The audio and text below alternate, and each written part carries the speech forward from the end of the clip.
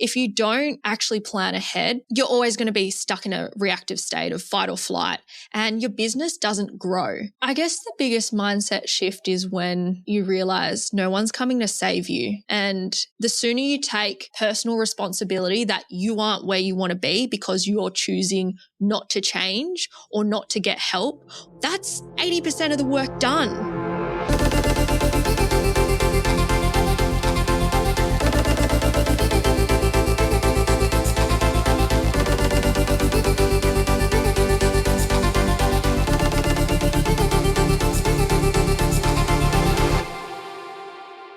Hello and welcome back to the Beauty Industry Leaders Podcast. I'm your host, Sammy Kennedy, and today I'm joined by my co-host and fellow beauty business strategist, Elli. If you're a beauty business owner who's constantly scrambling to post on socials, running last-minute promos, or riding that income roller coaster week after week, this episode is for you. And if you're nodding your head right now, don't worry, we've been there. And that's why today we're breaking down exactly how to take control of your marketing by building out a full 12-month strategy that works for your business goals, your energy, and your income seasons.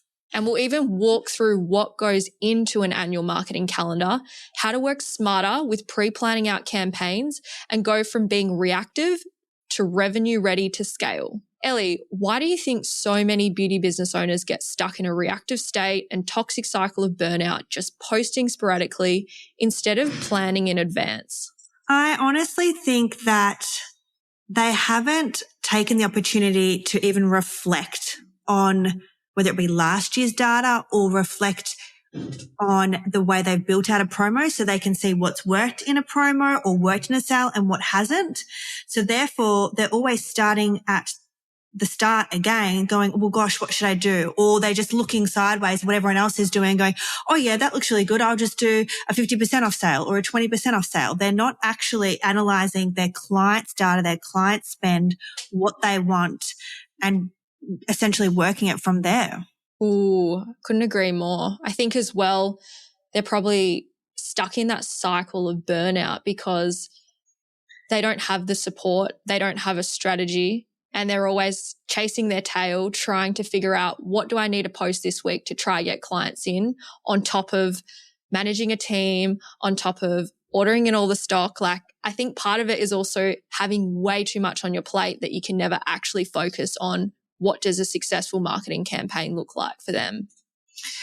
And when I actually sit down with my clients and we build out a marketing plan, it's not an hour session.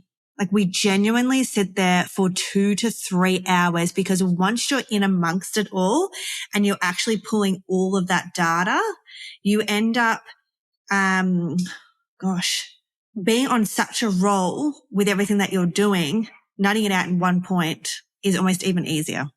But you've worked with salon owners who are always in last minute mode. What are the biggest risks that they run by not planning ahead? Oh, this is such a loaded question. I think when you look at people who don't plan ahead, they go on this journey of the income roller coaster. And we always see this, right? You know, you've got 2 weeks where you're fully booked and then you've got this empty week and you don't pre-plan ahead. So by the time you get to the empty week, you let all the anxiety settle in and you're trying to put up last minute available appointments, run another discount or promo. And if you were to actually plan in advance, even knowing that, hey, this month is usually a quieter month based on all of the previous data we've had from our trading sales over the last 3 years, you can actually go, all right, 2-3 months ahead, how are we planning for that? What are we doing? Are we really focusing on our client retention? Are we creating a new campaign where we're trying to get more referrals in? If you don't actually plan ahead, you're always going to be stuck in a reactive state of fight or flight, and your business doesn't grow because you can't actually manage all of the problems that are coming up. You get really overwhelmed and you shut down. And if you're listening to this right now, I'm sure you've been through it. Like, we've all been through it. It's not an easy thing to manage. However, what's more painful than not planning ahead is constantly going through this over and over again. And this is where I think if you plan ahead, it takes away the stress of having to be on all the time, and it gives you that opportunity to be able to get your business into a better place. What are your thoughts on that, Elli? Well, I think that when you said then you continuously in that state of not being ahead of yourself, you're also then not getting the response that you want. So therefore, you start to run stupid promos and stupid sales that aren't bringing in revenue because it's not strategically planned based off of that client's data. And let's talk more about seed planting. Like if you've got a promo coming up, obviously we're not going to tell our clients we've got a promo coming up, but you are then informing your staff, and therefore your staff are on the same wavelength as you are. And so they're planting seeds with their clients. So it comes from the top all the way down to the girls on the floor that promo plan is going to be successful, essentially. You've got to also get everyone across it, right? You can't just go, hey, we're just running this sale today, and then expect your whole team to be able to promote it effectively because they might not know what's included. They might not know who it's for. They might not know how much it costs. And so, you're kind of half-assing it and not even giving it the chance of success it deserves. And that's something I've noticed as well in business owners. They actually don't know how to map out a promotion. And when I say map out the promotion, I'm talking the name, what their clients might potentially need to prep on for that promotion to be successful, what they're going to need after, the time frame that it's going to be, even right down to once they finish that promotion, what is the next steps that they want to take their clients on after that? There's so much included in a promo that you have to brief your team on, and you need to get their head wrapped around so that they're delivering in a way that's going to be successful as well as the promo itself. So much to think about there, because obviously when you think of a promo, you just see, oh, there's 20% off. I'll just run 20% off. But it's like, well, what are you running 20% off for? Why are you doing it? What's the outcome you want? And I think that's coming back to your strategic promotions. Like there always has to be a purpose, right? And you might look at, hey, if we want to get people to have amazing skin before summer, how are we getting them in? And then what do those first treatments look like?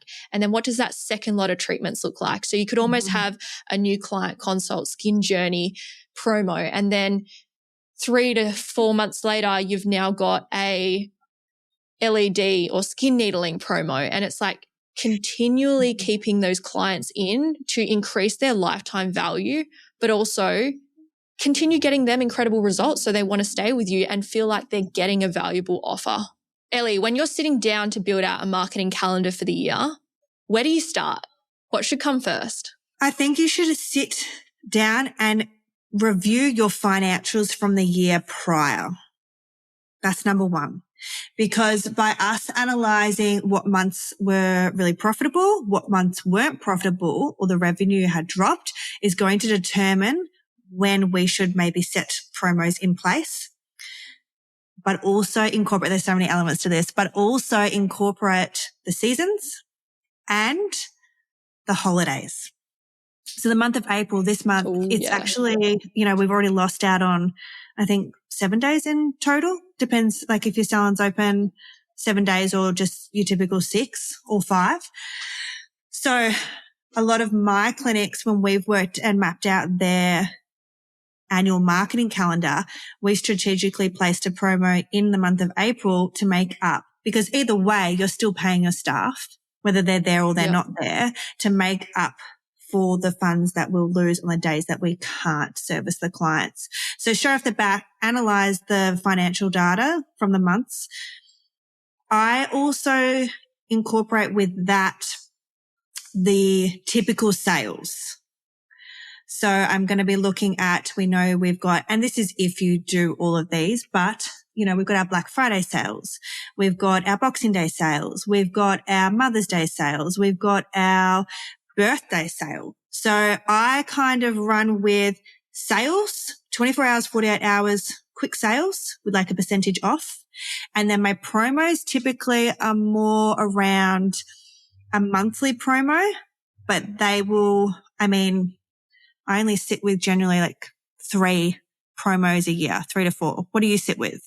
What do you think is the right? So when you say, I was going to say, when you say monthly promo, just for clarification, that doesn't mean you run a new promo every single month. It just means the length of the promo goes for a month, in case there was a confusion there. No, but while we're on that, I've worked in businesses before that run a monthly promo and they end up in trouble, right? They just... Oh, it's so bad. It's toxic. The client will only ever buy when there's a promo on. They know there's going to be another promo. If this one doesn't fit them, they'll wait for the next one. You train them to wait for the promo. They don't value your services at the full price, and it pretty much sets your business up to fail, because unless you're running a promo, not only do you rely on that promo to get new clients in, but you also rely on the promo to keep the current clients you have had coming back, because they're relying on that. They don't actually want to come and pay full price. They don't value you at full price. And so what do? You attract low value clients. Yes. You get really burnt out. You work harder, longer hours than anyone else for literally pennies. And you start questioning, like, what is even the point of running this business? I was going to say a great example of this is like my partner, Nick. He goes to get his laser done and he will never buy the packages at full price. He always waits. There's a sale. He'll buy like 6 of them and then he'll wait and use them up. And then he'll just wait until the next sale. He will never buy them on full price. I think even if you also have packages behind the scenes, you don't have to market that. You can keep that behind the scenes. And then when you are actually servicing the client by saying, look, I've either spoken to my business owner or I'm able to honor this today, it then creates a sense of them going over and beyond for you as well. But I know you love mapping out campaigns. I know you love mapping out campaigns around seasonal trends and income goals. How far in advance, Sammy, do you think that we should be planning our promos? So when I work with my clients, I get all of their sales data. Like, as long as you've been trading, we put every single month's income in, and that will show us what percentage that month is worth out of the year's income. So January might be worth 8%, whereas December might be worth 12%. And so you can actually start to see the peaks and troughs. So with what you were saying, I completely agree. Understanding what your sales data is so you can make informed decisions. However, when it comes to the actual marketing time frame of how long do we prep and plan and then start pushing out content before the promo hits, I would say minimum 30 days. You need a runway, but really, like, within that 4 to 8 week period is going to be when you start pushing things. So if you're 2 months out, you're raising awareness, you're planting seeds, like you said, you're starting to just get people educated. Exactly. Mm-hmm. And then as you're coming into that 30-day lead up, that's when you're starting to push a lot more problem solution based content. You're using more client testimonials. You're actually pitching the offer. But when I say pitching the offer, you're not saying, hey, buy this service or do this thing for 20% off. It's like, who is this for? How does it help them? Why should they care about it? What are the long-term results or outcomes that they can expect? What makes you different from everyone else that's offering this service? And so if you can start really building a nice runway to launch your promo, not only are you raising awareness about it, but you're also creating that desire and that trust. And so when you actually go to launch, people aren't sitting there going, what's that? Why should I care? They're going, oh my gosh, I've been waiting for this. I'm ready to book in or buy right now. Yes. I know you talk about how many points that someone needs to visually see something or hear something before they purchase it. What's that number again, Sammy? Oh, okay. So if we're looking at how many times someone needs to be exposed to something before it comes into their conscious awareness, it's sitting around 9 to 16 times, but I would say it's even higher than that, because look at how many ads we're exposed to. Look at how many times people are sending you content. You're getting all these notifications. We're so distracted. So if you have to think about it, there almost needs to be 20 touch points for someone to even become aware of what you're talking about. I'm not even saying buying. It is, you need to be showing up on social media. So if you put one post up a week, Not going to work. No. Social media, you've got your main feed content, you've got your stories, you've got emails, you've got text message. Like these are all different touch points. And I get it. It's crazy. You feel so much pressure. You're going to burn out. This is why you can use these incredible scheduling platforms. You can go across multiple platforms at once and repurpose that content. And I have this conversation with heaps of people. They're like, oh, I just don't want to post and it's going to annoy people. I'm like, only like 3 to 10% of your audience are actually going to see that content. And truth be told, they're probably scrolling straight past it or tapping through in a big doom scroll hole. So why not consistently show up and talk about it? And so even if you've got all these mindset blocks around, oh, I don't want to annoy people, I'm talking about it too much, you're really not, because there's so many things going on and you have to be front of mind. Great example of this is whenever I purchase flights, I get spammed hard. Like I am always getting promos, deals, flights, this, book these hotels, frequent flyer points, all the things. And I don't want to buy flights. Like there's only one time I want to buy the flights. But as soon as I think I want to go on a holiday, I'm thinking of planning this thing, whoever's been hitting me the most, whether it's been showing up in ads, whether it's been in my emails or on social media because I follow them, they were always front of mind. And when we talk about marketing, we want to have omnipresence. We want to be across different platforms and channels. We want to be in people's faces because they might not want to buy from you right now, but the second they even think about the type of service you offer, you want that brand association between, oh, Sammy offers this service. She's the person I book. Yes. So Elli, let's talk about promos. How do you make sure your campaigns actually convert rather than feeling like random discounts or just panic offers? One of my clients has been so successful with the campaigns that we put together. And honestly, it comes down to knowing your clientele. Like she knows her clientele so well. She has positioned herself and niched herself so strongly that one particular promo that she, we mapped out and we put together, she just knew exactly what the clients wanted. That's number one. And what do they want? Skin needling. Gosh. And skin needling is such a great promo to run because, I'm all for, when you run a promo, you want to have a big influx of money come in. It does that's how you essentially want it. So you know that people are going to need multiple sessions of skin needling. But what we kind of did that really made this valuable to the client was adding in all the different other elements for the value. So it looked even more appealing. And how did you do that? What did that look like? In that specific promo, let me try and think what it was. So I think we incorporated in it, if they were new clients, all their pre-care and their post-care, whether it was specific to them or whether it was just almost like a dollar value of product. I'm not quite sure which pathway we took with that one. We actually had the promo itself or the skin needling service itself. We added in complimentary skin consultation at the start of it. Obviously, we're going to need that either way. There was LEDs in there. Where else did we add in value? It might even have been in an area where we could cross-refer to another point in business where they potentially might need to go post their needling. And we built it out that way. But again, I think knowing your clients and actually knowing what they want and again, going back to that data, analyzing what your clients have been purchasing, where most of the money is spent in the business and what's going to revenue or be most profitable to your business. It's such a good point to make. Know what your clients actually want. The amount of times that I have spoken to people who go, I'm just going to add this service in. I'm going to add this training and, do the market research. Do your clients even want that?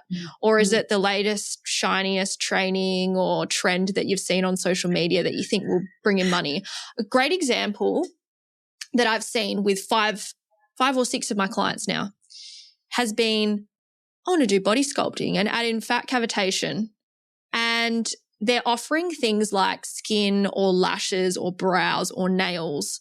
And then they're adding in fat cavitation and body sculpting services. And I'm just going, that's a big jump. And then they're trying to just make it look like they're the one-stop shop. Everyone can go to them. And it's like, your clients didn't even want that service. And they might get it once or twice and then they're like, yeah, I'm not really enjoying it. And then you've got this massive cost for a machine that you've paid for. You've also paid for training. And the worst part is you could have avoided all that pain if you did some market research, if you put up some stories and polls and got that feedback, had conversations with your clients rather than just going, oh, I'm going to add this in because it can make me a lot of money because an online course told me I can. Yes. So I know that's kind of off topic, but it's something worth bringing up because when we run promos or deals, like look at what's popular. What do people want? And to add on to what you're saying about the skin needling, like I know everyone that listens to this podcast doesn't offer skin needling. So it might be, what are two popular services that you can cross promote that go together? A really great promo or combination of services to make higher profit off is, for example, a lash lamination, a lash lift and brow lamination, because you can put both the solutions on at the same time. You don't have to double your time. You can still get it done in the same amount of time or a little bit more, but you're not having to do two full services. And so when you can look at what do people want, what do people need, and what are they willing to pay for that feels really valuable for them, not only as a matter of like time, money, but also convenience in their lifestyle, that's where you find your winning promos. Yes. And let me ask you, what's your take on how often a beauty business should run a promotion and what makes that promo strategic rather than desperate? Oh, I think for me, if you have a high-end brand, you shouldn't be running promos all the time. No chance. If I see a brand or a business running promos all the time, it makes me think they're not well established, they have no idea what they're doing and they're desperate. So that's something worth talking into about what is the greater image that you're portraying when you're running all these promos. You know, I don't see Louis Vuitton or Hermes or, you know, Gucci or Chanel running promos all the time because they are high-end brands. They are a luxury. And so I guess what I want to bring awareness about is why you're running a promo. If you are to run one, do it strategically. So look at where are the two quietest months in the year and base promos around there. I don't know about birthday sales. I had this funny conversation. I know you've spoken about it, but like, I think birthday sales are just a weird thing to do because it's like, hey, it's my birthday. Let me like devalue myself and offer everyone a discount. Like I would do a value ad, not a sale. I would just go, how can we celebrate or do something for our customers rather than just offer 20% off or 40% off? I've seen brands do that. That doesn't personally align with me, but I'm not going to shame out anyone else who does that. If that works for you and you find that that gets you great results, then there's nothing wrong with that. But just personally, I don't think it's something that aligns with how I would run a business. When you said what makes a promo strategic rather than desperate, I'll give you a great example here. If you run your promo maybe like once or twice a year, you're still allowing people to get excited about something, but you're not training them to wait every month when a new promo is coming out. Yeah. And you can really create exclusivity and hype around that promo because they come very, very rarely. Yeah. The other thing about a strategic promo or a flash sale, I would say, is if you're in a really tight spot financially, you've got wages, you got rent, you know, COVID's happened again. Who knows? Something has happened for you to be in financial hardship. Being able to do a flash sale 24, 48, 72 hours within a short period of time that can bring a good cash injection into your business is your lifeline.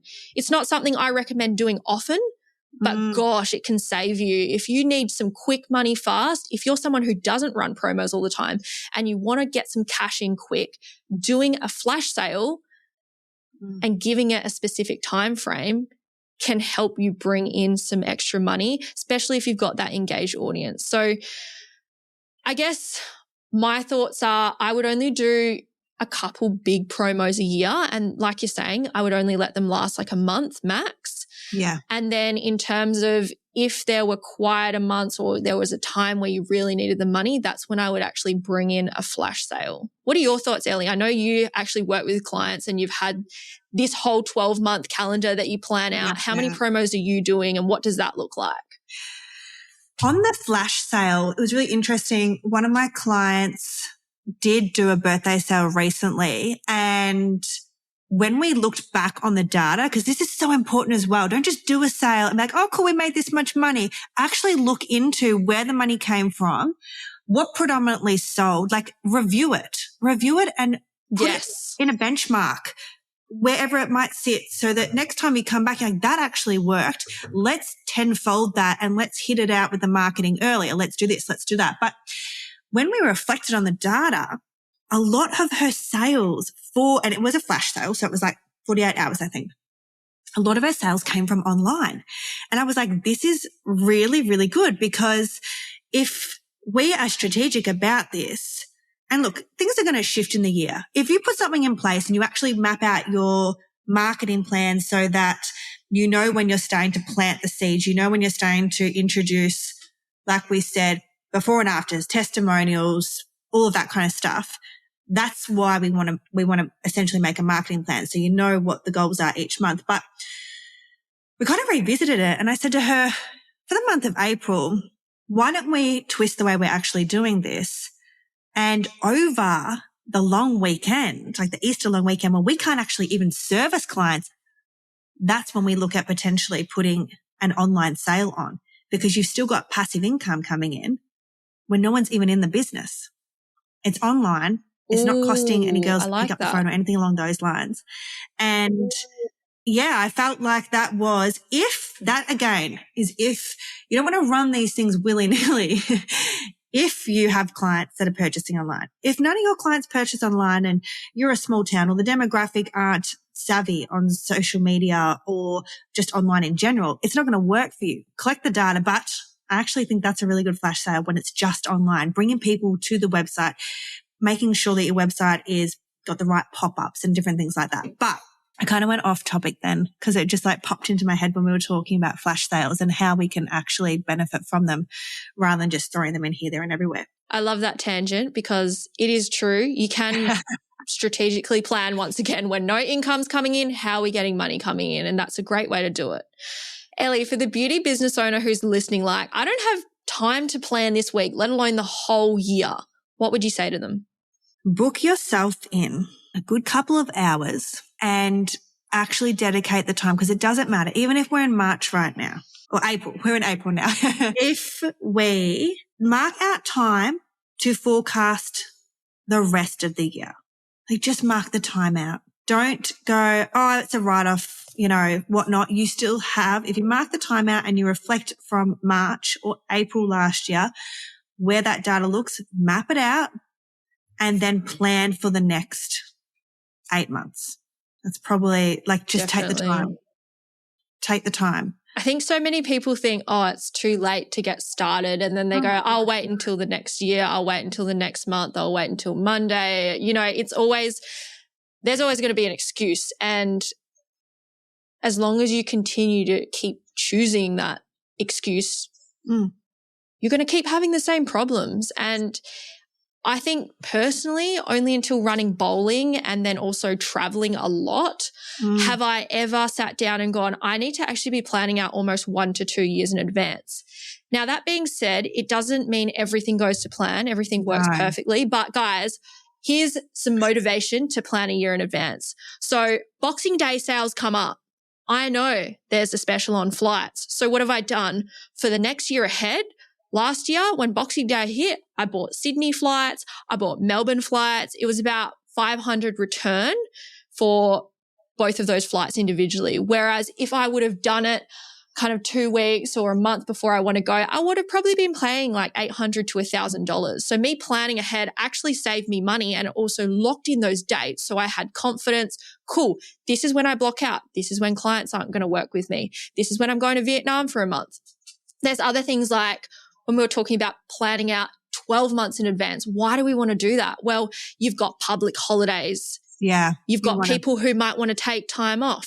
You've got Mother's Day, Father's Day. You've got school holidays. You've got public holidays. There are so many things going on that And I've had this conversation with clients where they're going, oh crap, I didn't even know it was a public holiday and I booked myself in for a full day of clients and I've got staff on. Well, guess what? Yeah. You have to pay, time and a half or double time, and that fell on you because you didn't plan strategically. Or I know for then us, you're cancelling it.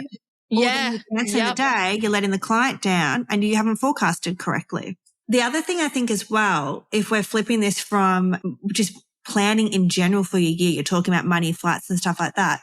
You want to plan financially if you've got goals set for your team. Like a lot of my teams, their goals is to go to Sydney for the Sydney Expo or the ABIA Awards, right? So we know as business owners or the business owners, they don't just have, if you've got a team of 6 girls, 10K sitting there to fly all these girls out to Sydney, pay for their accommodation, pay for their flights, pay for the bougie dinner, get their tickets. So you need to forecast what's going to essentially the financial goal that you're going to be able to obtain between January and June to be able to do that. So forecasting for your marketing plan is one thing. You also then on the flip side, which is a whole probably another, chit chat, but is actually forecasting for your team and the financials to be able to give back to your team in the ways that they want it. Oh, that is so good. I love that because it's creating incentive and it's making you all hold each other accountable to achieving a goal together. Because that's the thing. You can't have, nothing happens overnight. And for all the people that you see as overnight successes, like they had a plan in place. I talk about my journey in business and I say it took 17 years to become an overnight success. There's a lot of failure. There was a lot of things that didn't go to plan. But why were there so many mistakes and why didn't we meet goals? Because we didn't even have goals. And if we did have goals, they were big goals, but there was no plan to actually action it. And then you kind of got to look at, well, if you want a $100,000 business, a $500,000 business, a $1 million business, what does that look like? What team do you need to have? How much does each team member make? How much marketing do I need to do to fill their books up? And I know this is initially about marketing, but it's actually about the bigger picture and planning. I never used to plan. I always thought, yep, I'm just winging it. Everything works out for me. And that's such a bad mindset to have because, it might work out, but hell, if it works out all right, if you're winging it, imagine how much better it would be if you actually planned. On that mindset note, I know you've worked with so many owners in the survival cycle. What's one mindset shift that helps them take control? I guess the biggest mindset shift is when you realize no one's coming to save you and this is your own fault. And it sounds so grim, but the sooner you take personal responsibility that you aren't where you want to be because you're choosing not to change or not to get help or not to plan ahead. As soon as you take that personal responsibility and you're like, what do I need to do? How can I solve this? How do we reach this goal? That's 80% of the work done. It's literally the mindset block of, it's not going to work for me. I've tried before and it didn't work out. Like all that kind of bullshit mindset is the reason why you don't reach your goals because you let all these little voices in your head dictate how you're going to show up tomorrow, how you're going to show up next week. And then where do you end up a year from now? In the same place, being a victim, complaining, and guess what? No one feels sorry for you anymore because they've realized it's you. And so if you want to be a great business owner, if you want to be a great leader, my advice is have a look in the accountability mirror, as David Goggins would say, and look at yourself and be real. Like, what are you doing really well, but what are you maybe not doing well? Where do you need to get support? What needs to change? Because the sooner you start to go, how can I be better? What do I need to do to change? Instead of blaming everyone and everything else, that's when you start seeing results in business because you get to control your outcomes and your future instead of letting everything else dictate what happens to you. Yeah, I think the one that resonates with me the most, just on that note, is knowing when you actually need somebody else to step in and assist you. Because I think everyone has an expectation once they're a business owner that they should know it all. And especially in our industry as well, because we come out of college, we know all the services. Now you run a business, you should just know what to do. And there's so many parts of a business that you don't know. And if you continue to run your business not knowing, right even down to the marketing plan, If you don't know how to do a marketing plan, that's fine. Nobody taught us that in college. Seek the right person to assist you with that. That's my piece there, girl. Oh, yeah. Like if you don't know how to get clients and you haven't been getting them for a while, stop blaming the industry. Stop blaming the competition. Learn marketing. Like that's literally how I talk to people now. I'm like, you know, you blaming everything else is not going to help you right now. And guys, I have this conversation with my parents, right? Elli would probably be the perfect person to come into my business and run my team. But, you know, for them, they don't do any mindset work. They don't do any leadership training. You know, we've hired a manager and he's good at the start. There's a couple things that come up and you're like, okay, well, who's holding who accountable and who's leading everyone here? And you kind of go, well, no one's leading because they don't have the skills yet. And if we don't have the skills, we've got to go learn the skills. So whenever there's problems coming up, it's actually an opportunity for you to learn something and upskill. And like the more you invest in yourself, the more you upskill, the sooner you get answers and the better results you get. Elli, this episode has been packed with gold. If you're listening and feeling like this is exactly what you need, remember, marketing doesn't have to feel overwhelming. It just needs a plan. Couldn't have said it better myself, Sammy. Thank you so much for having me on. I love discussing all things marketing and I can't wait to jump on the next one with you. If you have found value in today's episode, can you please go on to Apple Podcasts and leave a 5-star review? Unfortunately, Spotify sucks and it doesn't actually give you any of the recognition from any of the reviews or things on like that because it's its own platform. So if you want to keep the podcast going, you enjoy listening to the episodes and you want better guests and topics coming out, please take 30 seconds out of your day and leave a review to help the show grow. Thank you. We'll catch you next episode. Bye. Bye. Audience exclusive.